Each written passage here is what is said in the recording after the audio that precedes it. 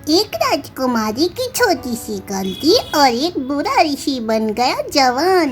जवान ऋषि की सच्ची कहानी।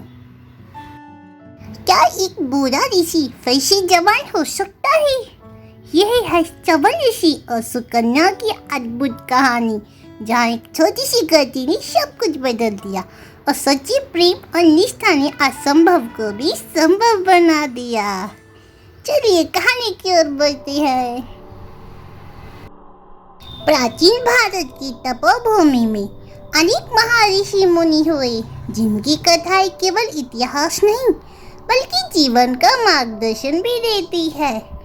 उन्हीं में से एक थे ऋषि च्यवन, एक ऐसे महातपस्वी जिनका जीवन त्याग, तपस्या, क्रोध, करुणा और अंततः पुनः यौवन की अद्भुत कथा से बना हुआ है। ऋषि च्यवन महर्षि भृगु की पुत्र थी। उनका जन्म एक अत्यंत तेजस्वी और आध्यात्मिक परिवार में हुआ था। बचपन से उनमें वैराग्य की भावना थी। सांसारिक सुखों में उनका मन ही नहीं लगता था। जैसे जैसे बड़े हुए, उन्होंने कठोर तपस्या का मार्ग अपनाया।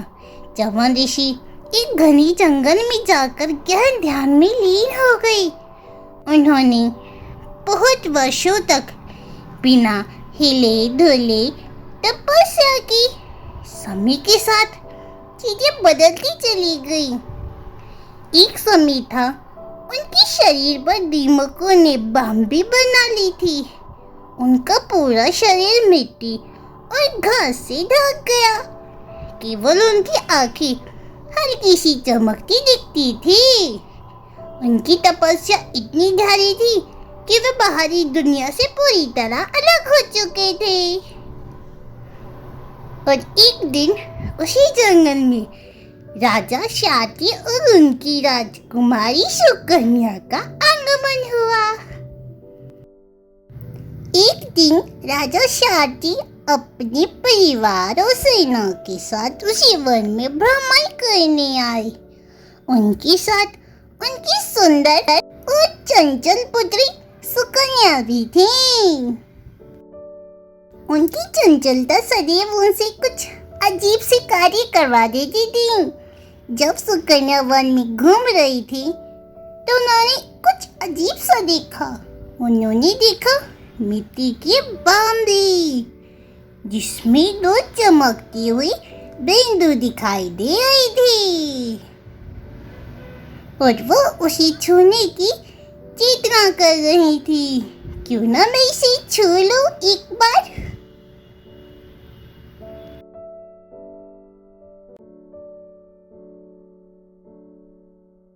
उन्होंने उसे छूने की कोशिश करी, किंतु तभी उन्होंने सोचा क्यों ना एक कांटा उठाया जाए और उस चमकते बिंदु में चुबो दिया जाए। और उन्होंने वही किया। उन्हें नहीं पता था कि वह कोई साधारण चीज नहीं थी। वह तो ऋषि च्यवन की चमकती हुई आंखें थी। जैसे ही सुकन्या ने उन्हें चोट पहुंचाई, ऋषि की तपस्या तुरंत वहीं भंग हो गई और सुकन्या भागने लगी। तभी ऋषि उठे। वे पूर्ण रूप से क्रोध में भरी हुई थी। उनके क्रोध का प्रभाव तुरंत राजा की सेना पे बढ़ गया। सभी सैनिकों का मन मुक्त हो गया। वे अत्यंत कष्ट में पड़ गए और सब चिल्लाने लगे। तभी रानी सुकन्या ने सोचा कि अब वे क्या करें। वे अपने पिता को बुलाने गईं। और जैसे ही राजा शाती आए, वे समझ गए थे कि किसी ऋषि का तपस्या भंग हुई है और उनके क्रोध ने उनकी सेना पर आक्रमण कर दिया है, जिस वजह से वे अत्यंत कष्ट और पीड़ा का भोग ले रहे हैं। तब उन्हें जानकारी हुई कि वे कोई साधारण ऋषि नहीं, वे तो ऋषि च्यवन ऋषि थे। अब वे सोच रहे थे कि वे क्या करें। वे तुरंत च्यवन ऋषि के समक्ष पहुंचे। उन्होंने हाथ जोड़ के उनसे क्षमा मांगी उनके क्रोध को शांत होने के लिए बोला। ऋषि च्यवन ने अपने क्रोध को शांत करा और राजन को बताया पूरी कहानी। और सुकन्या ने भी अपनी गलती के लिए उनसे क्षमा मांगी। ऋषि च्यवन ने उन्हें क्षमादान दिया और वहीं राजा ने यही सोचा कि वे अपनी क्षमा के लिए अपनी पुत्री का विवाह सुकन्या का ऋषि च्यवन से कराएंगे। उन्होंने अपनी पुत्री का हाथ ऋषि च्यवन के हाथों में दे दिया कि वे सदैव एक ऋषि पत्नी बनके रहेंगी और आपकी सेवा करेंगी। ऋषि च्यवन ने उनकी इस बात को स्वीकार कर लिया। राजकुमारी सुकन्या ने भी अपने विवाह के लिए अनुमति दी। इस तरह राजा ने ऋषि च्यवन और सुकन्या का विवाह अपनी पुत्री से करा दिया। राजा ने एक आज्ञाकारिता और धर्मनिष्ठा का प्रमाण दिया और सुकन्या ने अपने पिता की आज्ञा का पालन कर एक धर्मनिष्ठ पुत्री होने का प्रमाण दिया। इस तरह ऋषि च्यवन और सुकन्या का विवाह संपन्न हुआ। सुकन्या अब एक वृद्ध, दुर्बल और लगभग अंधे ऋषि की पत्नी थी, लेकिन उन्होंने कभी शिकायत नहीं की। वे पूरी श्रद्धा और प्रेम से उनकी सेवा करती थी।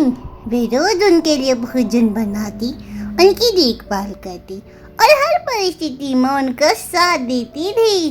उनका यह त्याग और समर्पण अद्वितीय, अद्भुत था। तभी कुछ समय बीतने के बाद एक दिन देवताओं के वैद्य अश्विन कुमार वहां आई।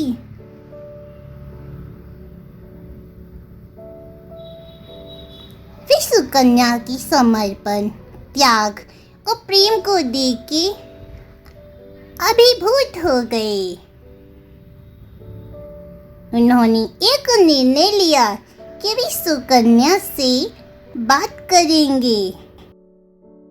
उन्होंने सुकन्या से कहा, तुम इतनी सुंदर हो और तुम्हारे पति इतने वृद्ध हैं। अगर तुम चाहो तो हम तुम्हें एक युवा और सुंदर पति दे सकते हैं। अगर इसमें आप हमें आज्ञा दे देवी तो हम इस कार्य को पूर्ण कर सकते हैं, जिससे आप अपना जीवन और सुखमय तरीके से बिता सके। किंतु वही सुकन्या ने उन्होंने कहा, मेरे पति मेरे लिए सब कुछ है, मैं उन्हें नहीं छोड़ सकती। उसकी यह निष्ठा देखकर अश्विन कुमार प्रसन्न हो गए।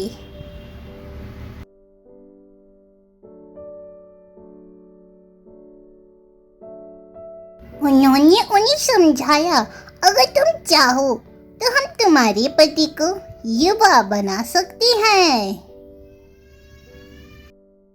सुकन्या थोड़ी परेशान थी, असमंजस में थी कि वे क्या निर्णय ले। इसलिए उन्होंने अश्विन कुमारों की इस वार्ता को अपने पति च्यवन ऋषि के समक्ष रखा। च्यवन ऋषि ने सुकन्या को इस बात की सहमति दी। इस तरह अश्विन कुमारों ने च्यवन ऋषि को एक दिव्य सरोवर की ओर भेजा। स्नान करने के लिए कहा। जब वे स्नान कर रहे थे तब एक अलग अनुभूति हो रही थी। दिव्य चमत्कार अपने आप में तेजस्वी थे।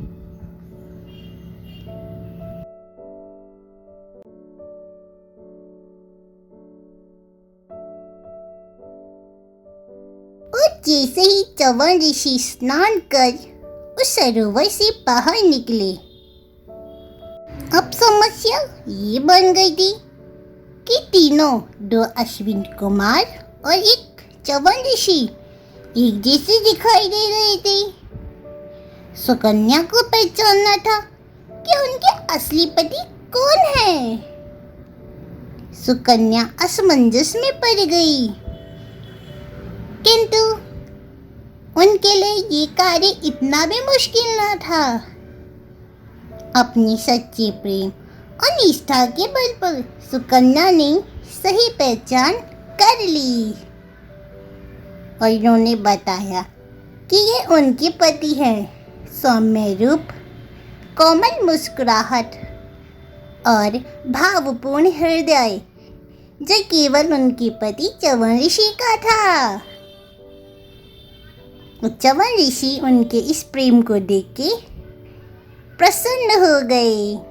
तभी च्यवन ऋषि ने अपने असली यौवन स्वरूप को स्वीकारा और अश्विन कुमारों ने उन्हें बताया कि ये आपके पति हैं ऋषि च्यवन, जो अब यौवन स्वरूप में आ गए हैं देवी। सुकन्या अपने पति को देख के बेहद खुश हुई। उनके हृदय में खुशी एक अलग थी, क्योंकि उन्हें उनके वही पति मिले थे। स्वरूप बदला था, किंतु प्रेम और सम्मान उतना ही था उनके हृदय में। कुछ समय बीतने के बाद च्यवन ऋषि ने अश्विनी कुमारों के इस उपकार से अत्यंत प्रसन्न हुए और उन्होंने यज्ञ में देवताओं के साथ सोमरस पीने का अधिकार दिलाने का निश्चय किया।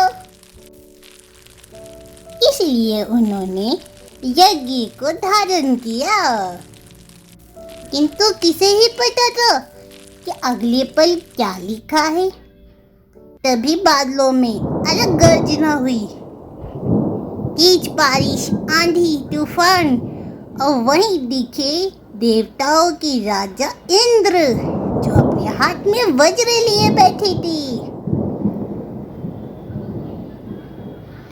इंद्रदेव इसका विरोध करते थे।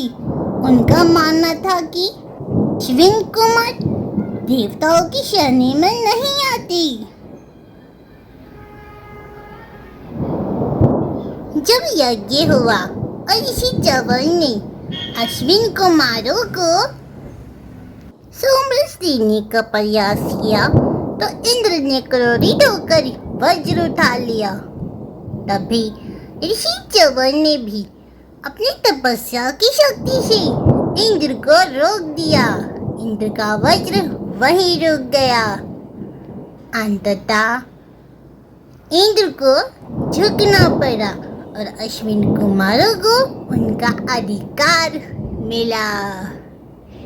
अब वो देवताओं की श्रेणी में गिने जा सकते थे। इस तरह ऋषि च्यवन ने अपने कर्तव्य को पूर्ण किया और इंद्र ने उनके इस कार्य में सहभागिता निभाई और सोमरस पर उनका भी अधिकार किया। पर इस प्रकार हवन का कार्य पूर्ण हुआ। वहीं तभी कहा जाता है कि च्यवन ऋषि के पुनः यौवन के लिए जो औषधि बनाई गई थी वही आगे चल के च्यवनप्राश के नाम से प्रसिद्ध हुई। यह आयुर्वेदिक औषधि आज भी स्वास्थ्य और शक्ति बढ़ाने के लिए उपयोग किया जाता है। इस तरह हमें कथा से एक गहरा संदेश मिलता है। जीवन के कई गहरी सत्य सीखते हैं। सच्ची निष्ठा और प्रेम सबसे बड़ी शक्ति है। सुकन्या का अपने पति के प्रति समर्पण इतना मजबूत था कि उन्हें असंभव को भी संभव बना दिया। बाहरी सुंदरता नहीं, आंतरिक गुण महत्वपूर्ण रखती है। तपस्या और धैर्य से असंभव भी संभव हो जाता है। इस तरह आपको हमारी कहानी पसंद आई हो तो चैनल को लाइक सब्सक्राइब जरूर करें। धन्यवाद और हमारे साथ बने रहिए।